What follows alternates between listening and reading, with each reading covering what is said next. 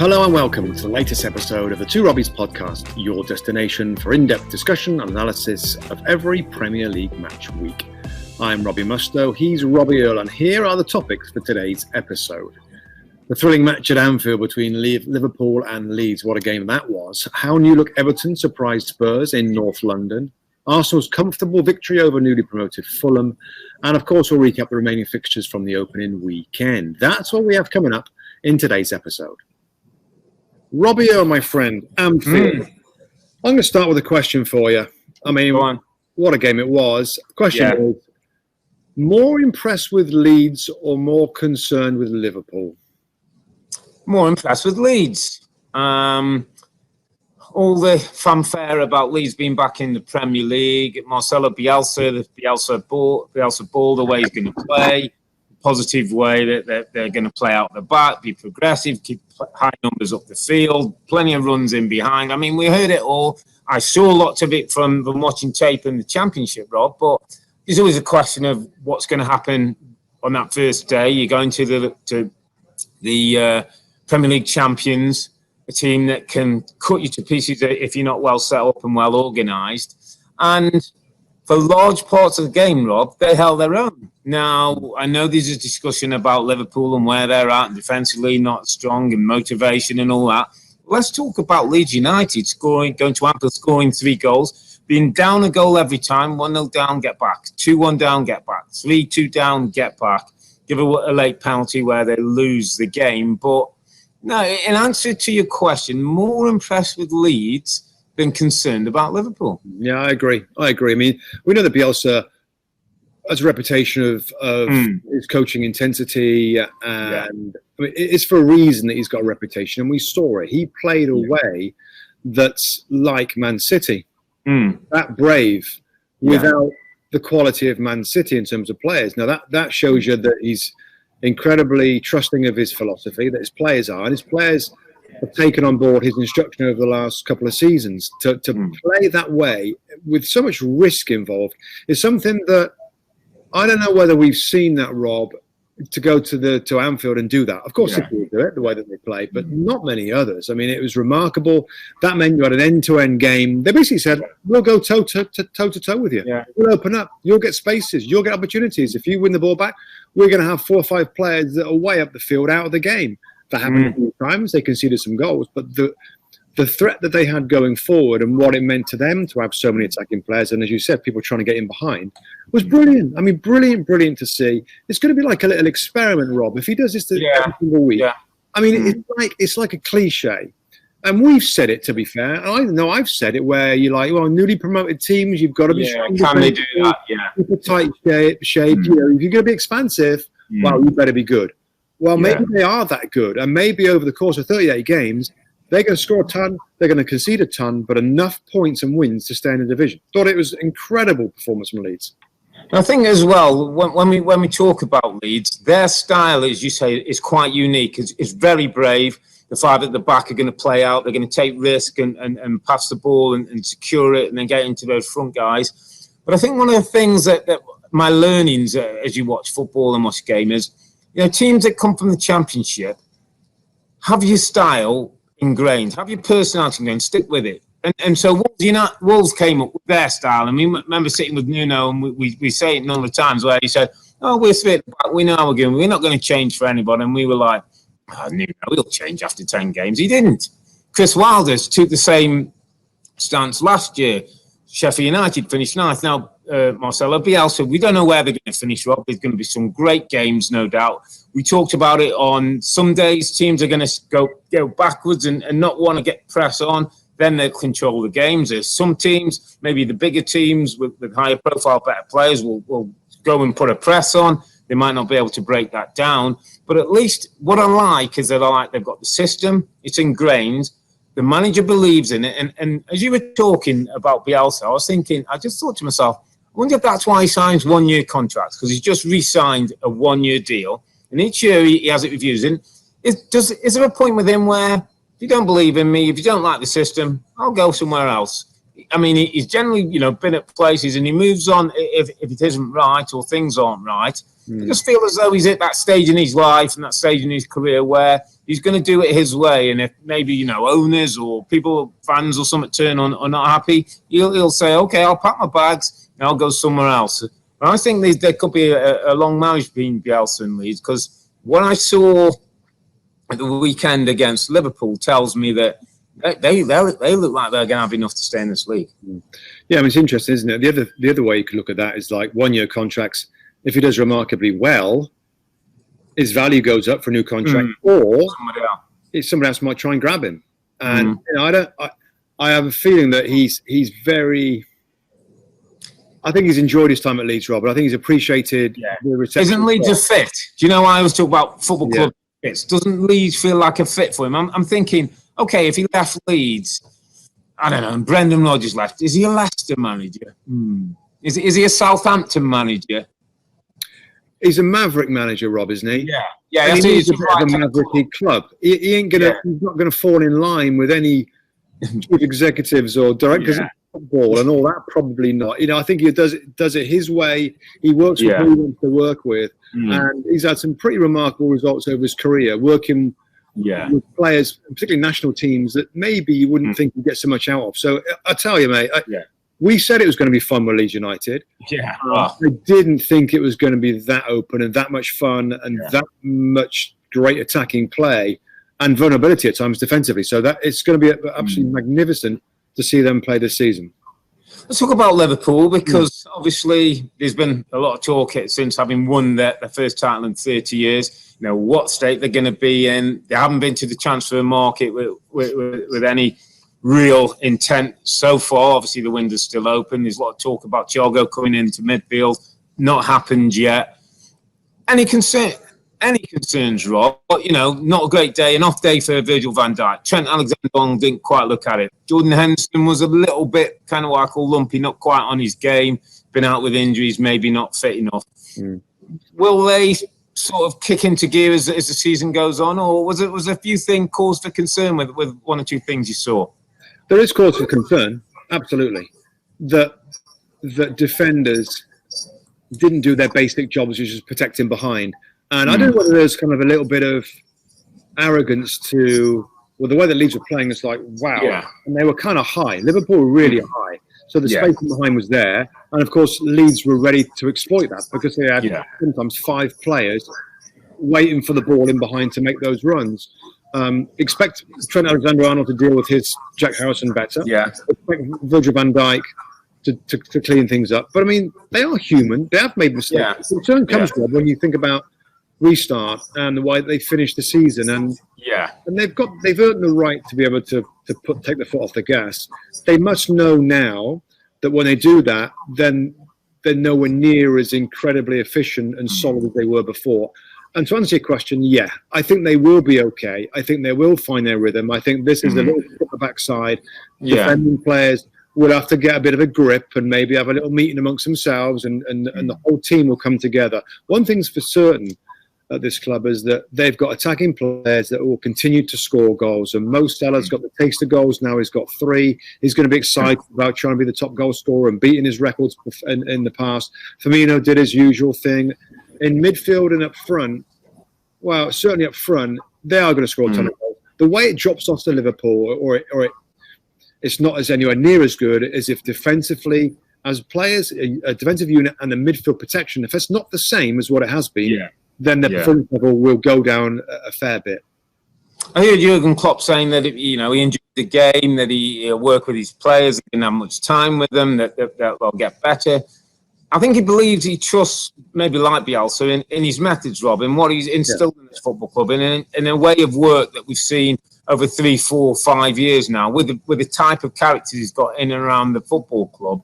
I think there's a belief that we'll get back. We're okay. We'll get back to business, because I kind of feel as though there's a lot of people looking for cracks with Liverpool. There's a lot of people looking for a reason to say this is why they're not going to do it, and I just think that we have to be careful about jumping on that. Let things take the course. They've got Chelsea and Arsenal the next couple of games. So 3 games in, we'll get a better idea of where they are. But I don't think it'll be lack of motivation or intensity that loses them the title if they don't get it back. Could it be a lack of new players, Rob?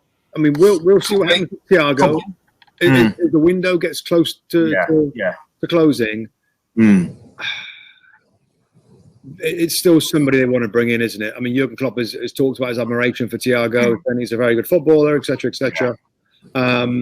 Finally, on them, for me, Rob, if they don't get Thiago, and it's the squad that they have right now, the left backs come in, has come in as I'd cover Andy Robertson. Are you concerned that might hold them back from winning the title? Is it that big a deal to try and freshen up and add some new guys in to retain this title? The reason I would say no is because I would say it's only the right guys. And if it's not the right guys, I would want anybody in. I think they've got a chemistry in that dressing room, a spirit.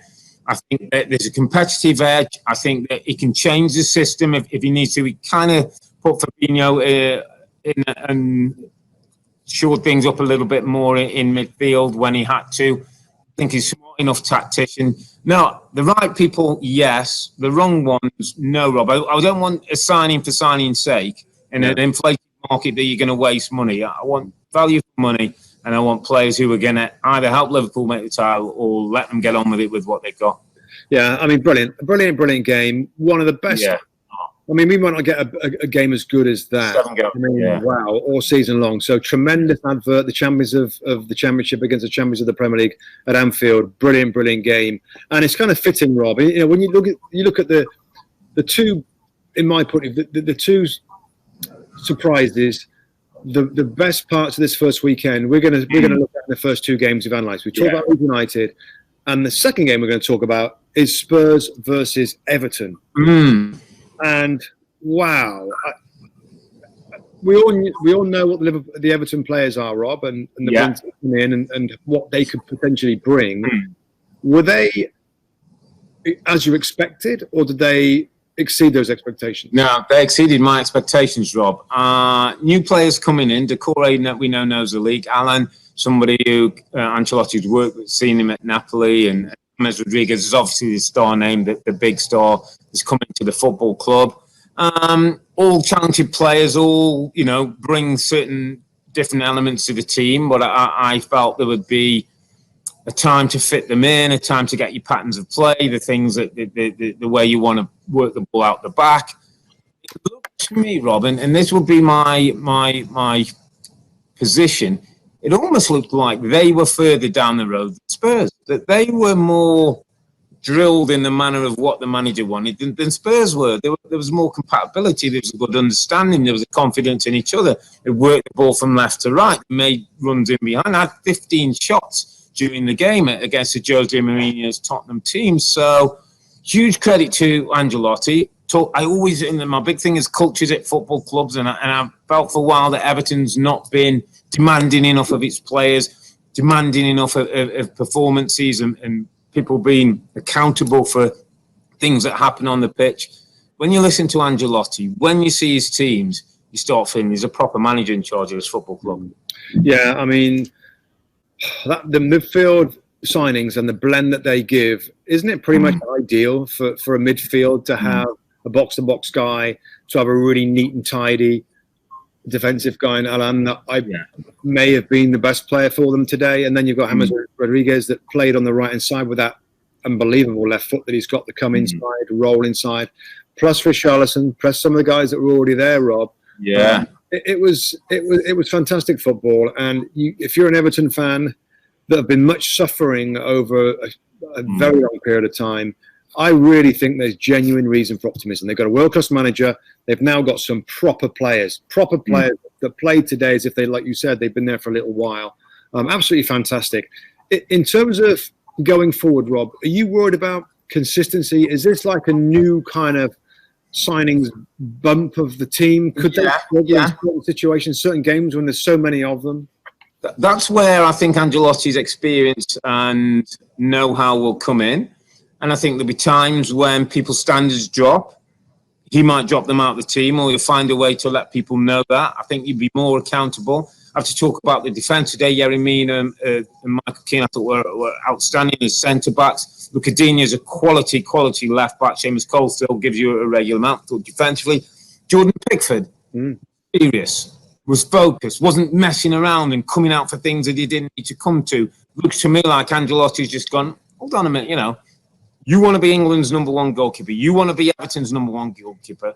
You need to settle down and show me that you can be a good goalie. You don't have to be diving over and being the clown. There's a seriousness about Everton that I like. If I was an Everton fan, I'd like the way that this guy comes in. Everybody talks well of him. The staff, the backroom staff all look like they're together. There's a nice spirit building at the club. And it's one step, Rob. One window, one step. Rebecca asked us on air today, should they go out and spend a load of money at it again? I don't think that's the way. I think it's about a steady progress, a building in, a growing of that culture, and then you take the next step. You upgrade in a couple of areas. It might be the centre forwards. It might be a centre back or full back. And eventually you get to where you want to be to challenge for top four. I'll tell you what, when you see the players that come straight in, and that's quite a lot of players to come straight in, and then you see the clubs that can come in, all of a sudden, you talk about squads in depth. Not bad, is it? You're looking at almost last year's first team to be the team that ready to come in, or some of the players that come in and help out. Theo Walcott didn't come on, Sigurdsson, Tom Davis, Bernard that didn't come in, I don't think, and Moise Keane. So all of a sudden, the squad looks really Fabian Delph, by the way, who's not even been talked about at the moment. There's plenty of players that can come in and make it even better. Before we move on, I just want to get your take on the centre forward. And Dominic Calvert-Lewin, 13 Premier League goals last season, 36 experiences, 1 in 3. Like I think I said today on the show that it's a little bit different now. He's got a different type of service coming into him, more than a big Duncan Ferguson when he was in charge. Get it forward and get into the channel. It's different now. Do you believe that he's got the intelligence and the qualities to thrive with Alan and playing him in and trying to play 1-2s and being creative? Or is it going to look a little bit stodgy when it comes up to him? Is he good enough, or is he going to be like a Tom Davis and a Theo Walcott and a Gylfi Sigurdsson that might be the second choice when they go into a star strike? I hear what you're saying, and I think part of that phasing process is, in all honesty, we don't know. I think he has the capacity. I think he has some really good raw attributes.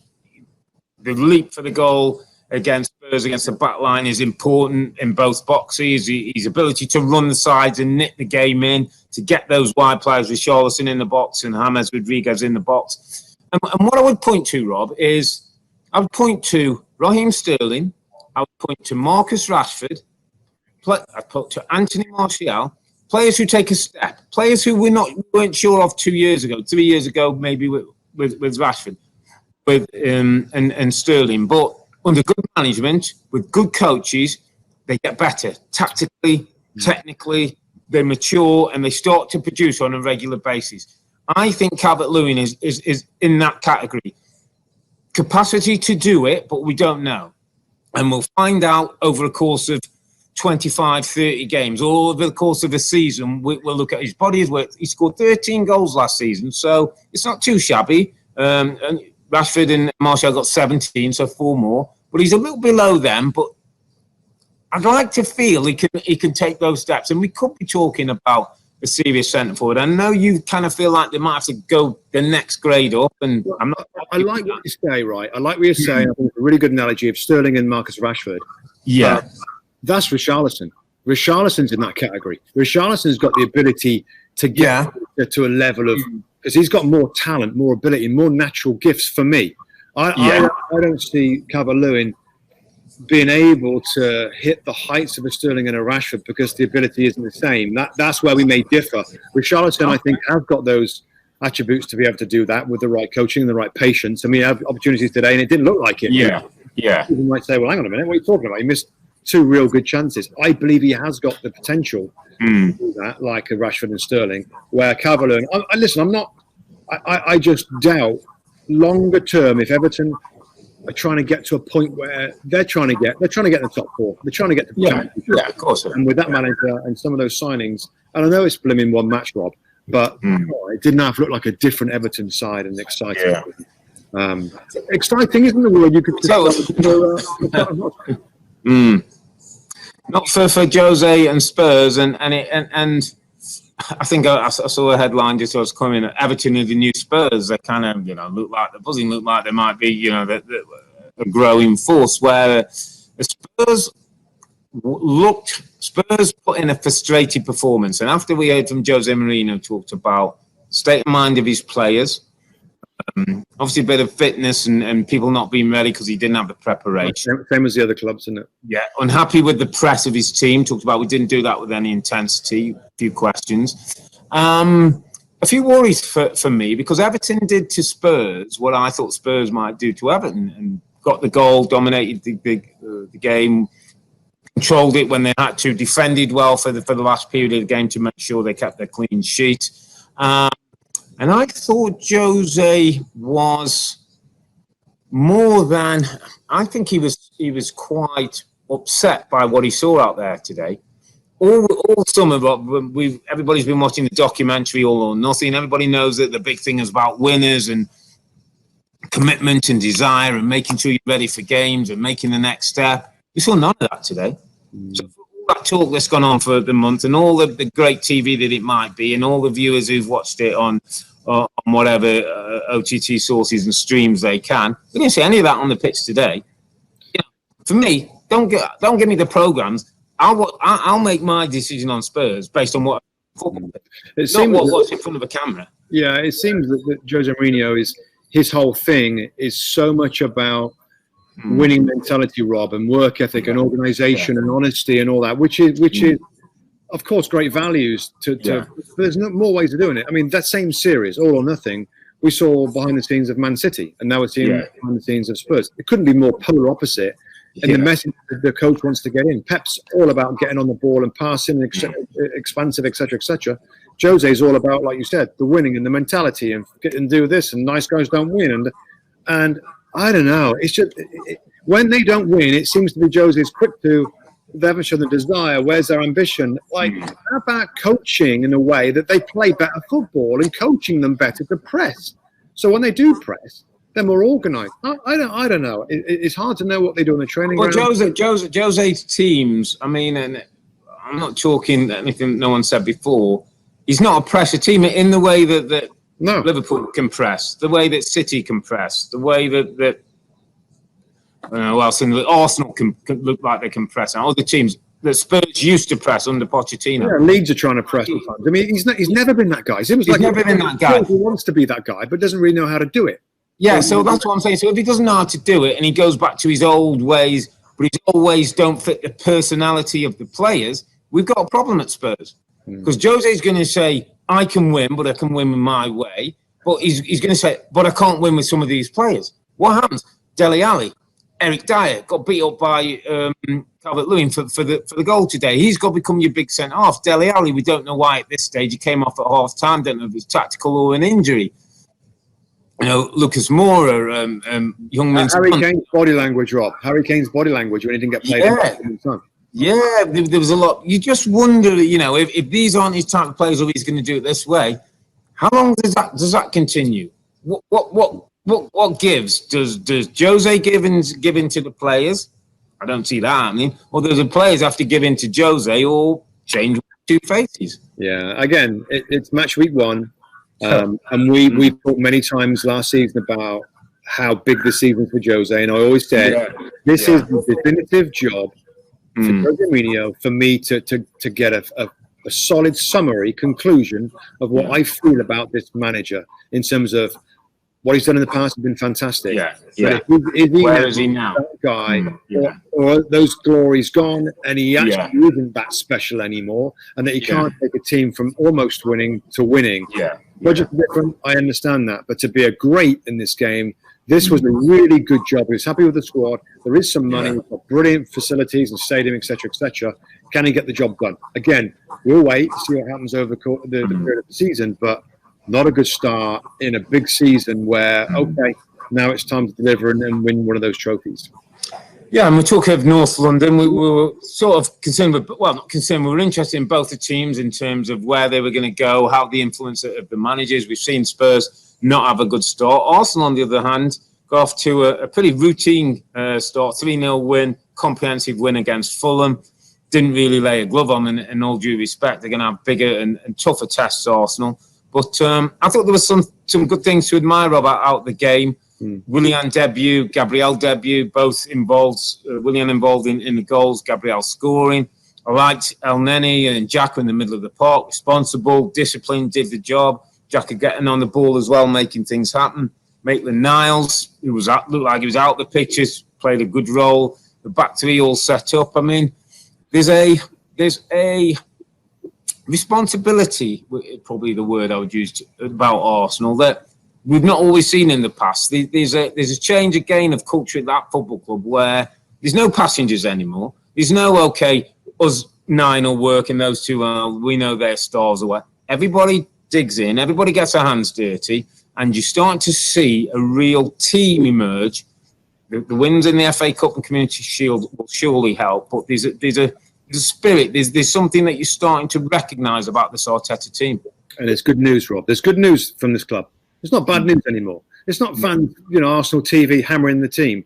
They're winning things. Things are happening. They win the FA Cup. They win the Community Shield. They make good signings in the market. Willian does really well. Gabriel looks really good defensively. When balls come in the box, the defence looks like it's under control. Nobody's getting in the wrong side of them. There's no mistakes. There's no drama right now. David Luiz was not available. He's got a neck injury, didn't play in the game.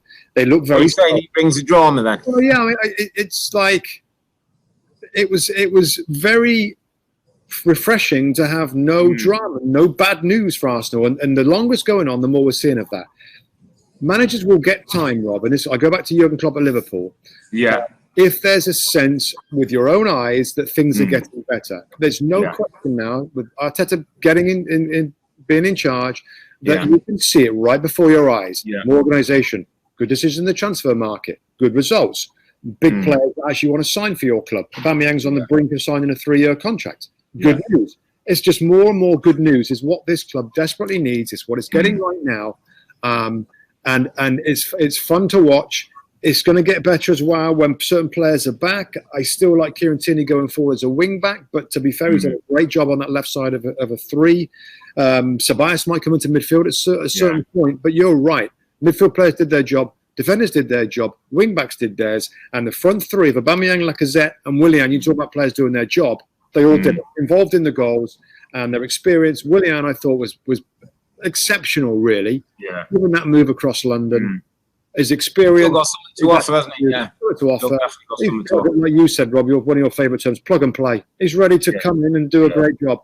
Very impressed. That being said, Fulham, look way short, look not competitive. When a team looks not competitive, it's alarm bells straight away. Yeah. But, when the game kicks off in the Premier League, crikey, we're nowhere near this. And again, it's Arsenal, and they're improving. But I think they've got some problems. Yeah, it's a bit of a worry for Scotty. And we both know Scotty personally, and we know what kind of personality he has. Yeah. And he'll want to make them more durable. He won't like that they haven't laid the glove on Arsenal. He won't like that they're not tight. He talked about the corner kick that Gabriel scores the second goal that comes a crucial goal in the game. He said, I wanted to see my defenders wrestling him and the referee having to come in and people are jostling for position. Instead, we see Gabriel just run up, go off the ground, head it in, not a Fulham player anywhere near him. And the worry for Scotty is when you look at the team sheet of what Fulham have got, and I know there's a couple more weeks in the window, most games they're going to play, when the opposite team sheet comes in, it's going to be better than Fulham. So if you've not got something else to bring to the party, if you don't have that spirit, if you don't have a bit of strength, a bit of physicality, a bit of intensity, a bit of organisation, a bit of set-piece threat one end and defending, if you don't bring those good basics, Rob, you've got no chance in this league. Absolutely no chance. Yeah. I mean, it's way early, of course. Yeah. They're going to be the worst team in the league, and I'll say it right now. I looked through the squad, looked through West Brom squad, and I think we both tip West Brom to get relegated as well as Fulham. Yeah. So I can see signs of good attacking players and that might do something at this level. Yeah. It didn't work out in the second half for them, but with Fulham, I'm looking at Cabana, I'm looking at Caviera, I'm looking at Onuma, and I know that they've got Alex Mitrovic come off the bench. Mitrovic can come on, yeah, he can come off the bench, yeah. He's been there in Premier League before and not really done it. So I think they're banging trouble. And Scott Parker was, I thought, a little bit emotional afterwards. It's a flipping big step up. And I know he had a little bit before they got relegated. But, was it a year and a half in management? Yeah. It's a big step up. And I wish him all the best. He's one of the nicest guys I've met in football. Really good player, tremendous attitude, lovely guy. But this is going to be the challenge of a lifetime to keep this squad in the Premier League. Like you said, there's still a couple of weeks of the window left. Yeah. 2 weeks or whatever. So something. There's time, and they have spent money before. They need to spend a little bit of money to give this team a chance of staying in the league. Let's just talk about West Brom and Leicester City. That was the other game today. West Bromwich Albion 0, Leicester City 3. Something I just felt that Leicester needed to rob the 3 points. Had a really disappointing end to the season. Ended up out of the top 4, having been there for the majority of all last year. Little test for Brendan Rodgers. He lost Ben Chilwell.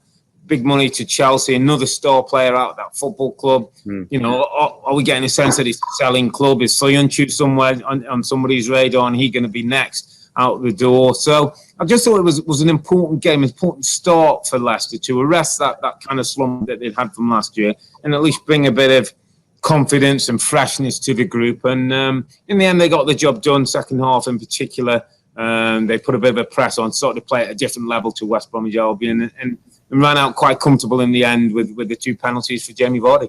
Yeah, I mean, maybe they felt a little sorry for themselves at the start of the game. We know that defensively it was way different. Indeed, he was a central defender, which, to be fair, he has done before playing for Genk. I did a bit of research. He has played there for a little while, but it was very, very different. Midfield missing, Maddison as well. But at halftime, something must have been said by Brendan Rodgers. Yeah. They were different. I mean, they were so much quicker. I mean, like you literally could see everybody moving quicker. It was much better. And West Brom, all of a sudden, struggled. There's penalties given away. They need to believe again a little bit. They need to be excited again, which is not always easy when you've had a really great run initially last season, and then they dropped out of the top 4 situation. So, I thought they will get better as well when players get back from injury and suspension. Johnny Evans is suspended, of course, right now. I was a little surprised in the second half how good they were. Yeah. And Vardy again in the goals. I mean, that's exactly what they need. A couple of goals for him. Castagno, I thought, looked pretty good. Rob as an attacking fullback. Not bad, right back, didn't he? Yeah. I expected him to play the left-hand side, but he played on the right. James Justin to the left-hand side. Took his goal really well. Ended up being a good day. Got Madison back on the pitch, didn't he? Which is important. Got some minutes under his belt. So, moving forward, you like to feel that Leicester have rejuvenated again. And it's good to see Leicester City challenging at that top 6, breaking up the established top 6 and puts pressure on all those supposedly bigger teams to keep their standards. West Brom, as you said, I think there's a bit of hope there for Slaven. The front 3, Dean Garner, Pereira and Robinson looked lively and caused 1 or 2 problems. Like Liverpool in midfield. Defensively, maybe got to tighten things up a little bit. And individual errors, Rob. Whenever we've looked at, you look at Norwich teams that struggled. We looked at, Cardiff teams in the past. We've looked at Swansea teams in the past. You see all these teams, individual errors. People who just don't clear the ball properly, don't run with the marker, fall over at the wrong time. This league will punish you if you make those silly individual errors as defenders. And I'm afraid that's what West Brom did. And they make those errors, Rob, because this is a level, so high. And when I look at these, we've seen 3 teams now, Rob, promoted. Leeds was an amazing, crazy game of football. Doesn't it just re-emphasise what a difficult jump up it is? Do you think that jump up, Rob, over the years now, with the money that the Premier League bigger clubs get in all the time, God, it doesn't have to seem difficult. I mean, it's way bigger. That got promoted automatically, and God, they look a little off the pace given Leicester's improved performance in the second half. Is it got harder? Is it getting harder to stay in the league? Absolutely, and every year you're out, it becomes difficult because the quality of the Premier League teams gets better. You look at the squads now. I mean, I looked at Fulham's team. Not one Fulham player would get anywhere near the Arsenal team. You look, West Bromwich Albion. How many players are there would get anywhere near the Leicester City team?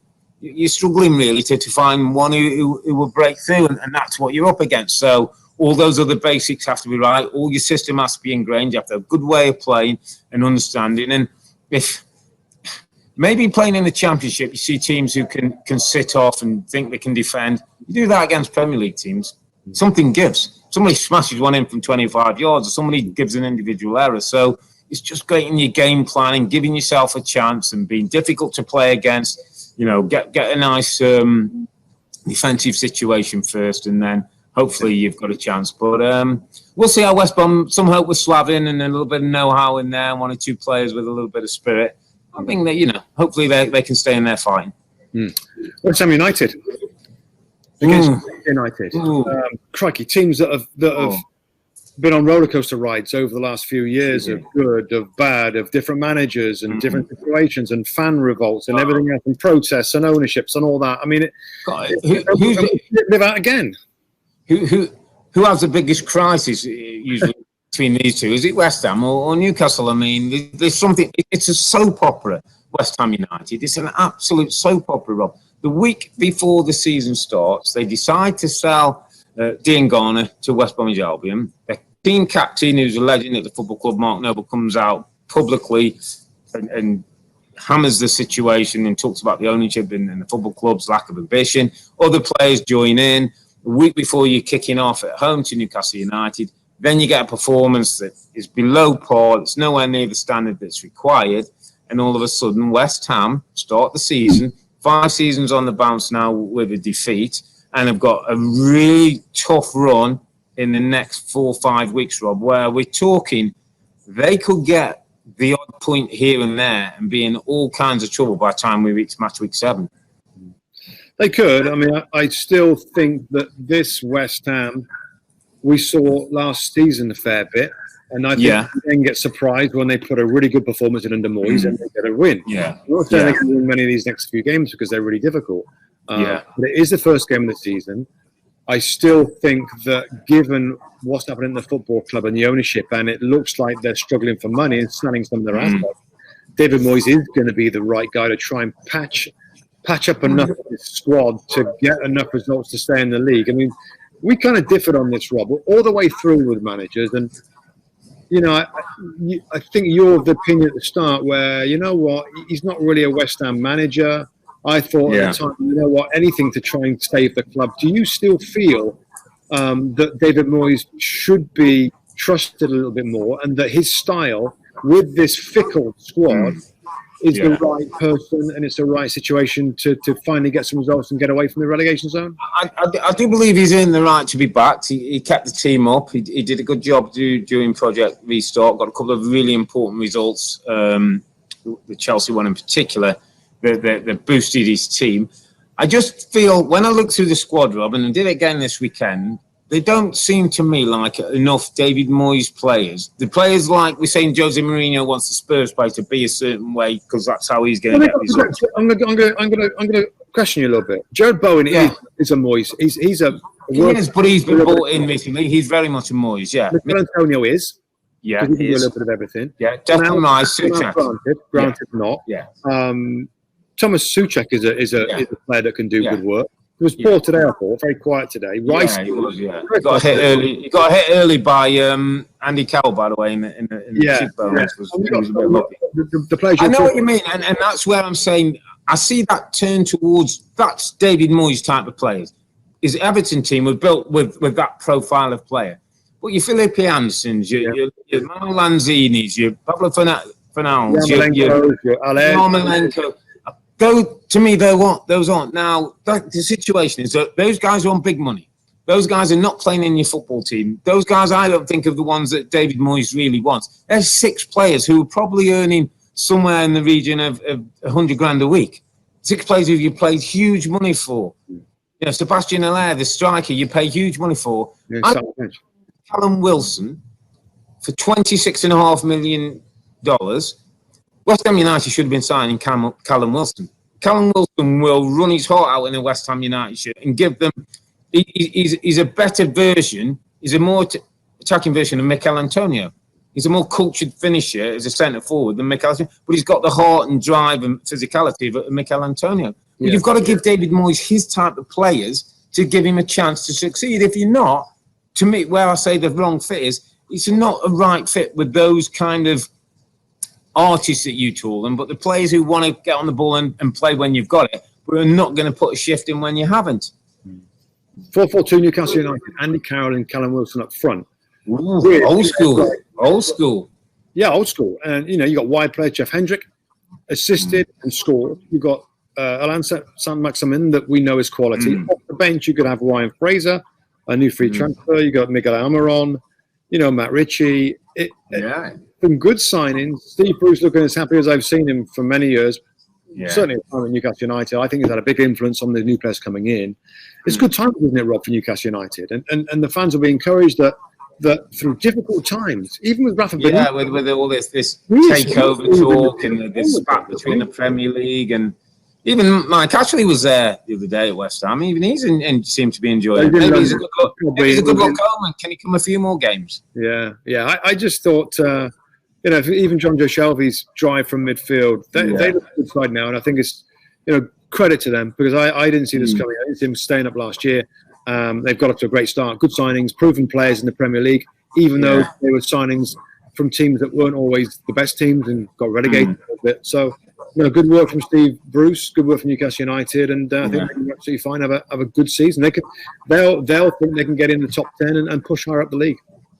Good start for Crystal Palace, who had a horrible end to the season. 1 point in the last 8 games. They were in all kinds of trouble, and people were talking that maybe Wilfred Zaha would leave this summer and worried about where the goals had come from. Well, Zaha stays and scores. The goals now with Ayew still in the team. Eze bought from Queen's Park Rangers. Batshuayi on a season-long loan. First day win for Roy Hodgson. And Crystal Palace maybe can start to think about being a little bit more ambitious. Rob, I always feel with Palace it's about just staying up, and they should be thinking bigger than that. They should be a bit more than that. They should be thinking about top 10 and a decent cup run, in my opinion. Crystal Palace. Yeah, I just think the story here is those new signings, Berichi, Eze, and Michy Batshuayi, of brightening up the team, of livening up the dressing room, of livening up their attacking football. Under Roy Hodgson, they'll always have a defensive kind of core, a normal to get back and be defensive minded. It's when they break and attack that you want some flair. And when you've had Christian Benteke, Jordan Ayew, to be fair, had a decent season last year. Andros Townsend, so stale.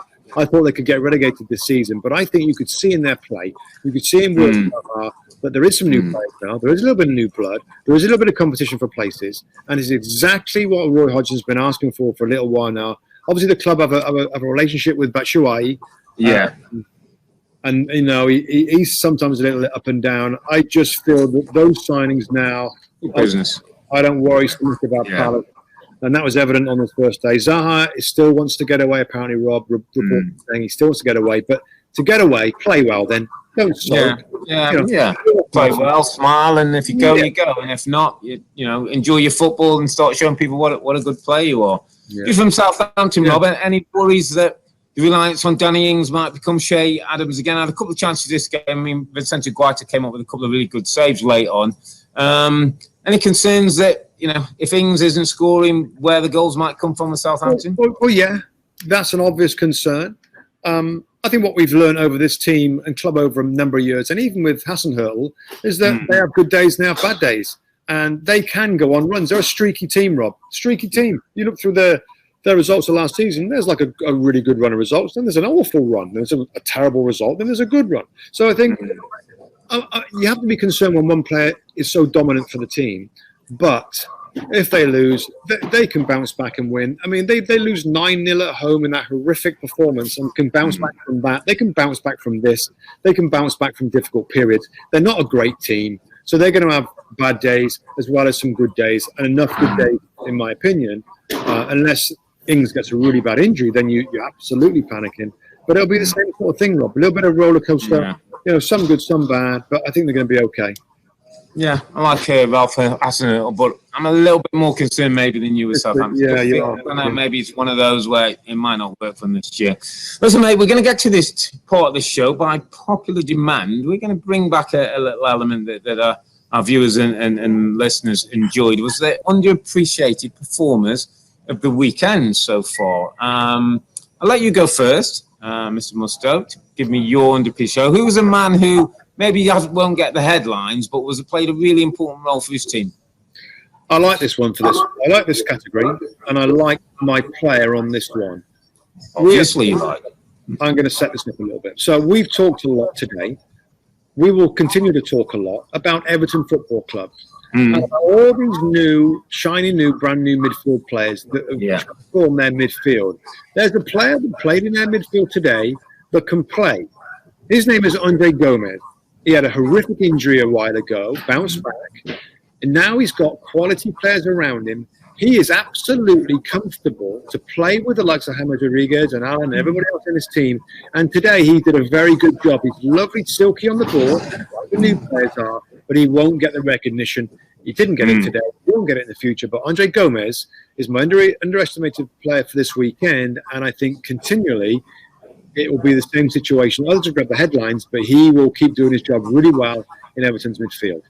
Good job. Can't argue too much with that one. So my underappreciated performer of the weekend was a player who, other circumstances in the last season, might not be even been at this football club, was not always been one of my favourites, and I've been happy to criticise him when things haven't gone well. But I'm also happy to give him the praise when I see what he does in his team. And he's not a headline catcher. He's not a great goal scorer. People, I don't think, quite appreciate his role and I think his responsibility in the club.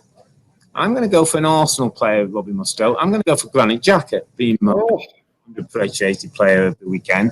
In a 3-0 win where Willian will get the headlines because he's come in, and Gabriel, the defender, and Aubameyang scoring, looking like he's going to re-sign, Lacazette scoring, and all these attacking players. And what Arteta's built, very quietly, Granit Xhaka is starting to have a big influence on this football club. His role, his responsibility, talking to Elneny in the middle of the park, another who could have been leaving the football club. He played a lovely ball into Aubameyang, first time over the top. Just his discipline, his tracking, his kind of making sure people were doing the job. I just feel as though under Arteta, we're seeing the real Granit Xhaka. And I have to hold my hands up because what I said last year, once he threw that shit down, that that was it for me. He shouldn't stay at the football club, but he's been rehabilitated. Arteta's done a really good job on him, and he's wearing that shirt with pride now. Granit Xhaka is my underappreciated player. I think Elneny in the future could be in this category because Elneny is at a season. I thought he was pretty good as well, alongside Xhaka in Arsenal's midfield. Well, mate, we're off again. 2 days into the new season. Liverpool sort of outscore Leeds, but kind of feel that Leeds got a lot of respect and credit out of that one. Everton and Arsenal look good. Fulham and West Brom, they're going to have to learn pretty quickly if they're going to make sure they stay in the league. We're going to be back on Wednesday. So this Wednesday, September the 16th, when we review the big game, Chelsea against Brighton. I think we're all looking forward to seeing what Chelsea and what Team Frank puts out. So make sure you download the podcast Wednesday, September the 16th, and then we'll also preview the week ahead when the two Manchester teams start their first games in the Premier League, and next weekend Chelsea will host Liverpool in the big game at the weekend.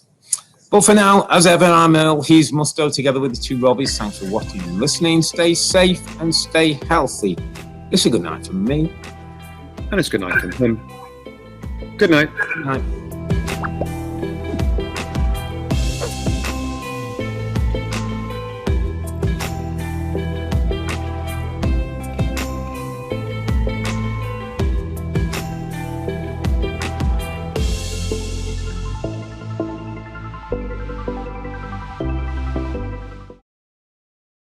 Hi there, I'm Rebecca Lowe, studio host for NBC's coverage of the Premier League. Don't forget to hit subscribe to watch highlights all season long and tune in for Premier League mornings every weekend at 7 a.m. Eastern on NBCSN. And for more than 1,400 hours of exclusive Premier League content, make sure to visit NBCsports.com/gold.